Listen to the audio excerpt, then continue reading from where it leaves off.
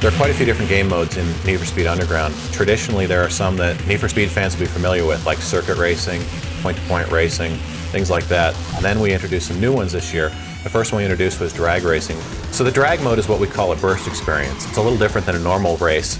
It's basically one large race compressed into about 30 or 40 seconds, and the emphasis isn't on finding the best line or tracking down your opponent. It's about reaction time, so how fast can you get off the line, when do I shift, when do I use my nitrous, and how do I avoid obstacles inside the world.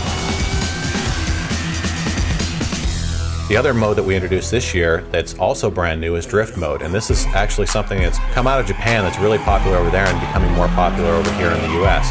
Basically, it's a mode all about style, and it's all about getting your car sideways. So it's not about how fast you go around the track, although speed is an element of it. It's all about how well you get your car sideways and how far you can drift your car out in turns.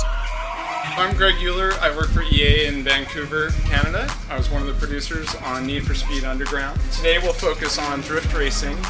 Now drift is basically sliding sideways with speed. So the faster you go, the longer your drifts, the more sideways you are, the more points you'll score.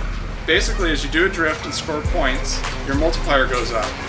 If you go too slow, the multiplier starts counting down. So we want to encourage speed through the drifts. Hey, this is Alex Pfeiffer. You really need to check out the drifting mode in a new Need for Speed Underground. It's the next best thing to the real thing.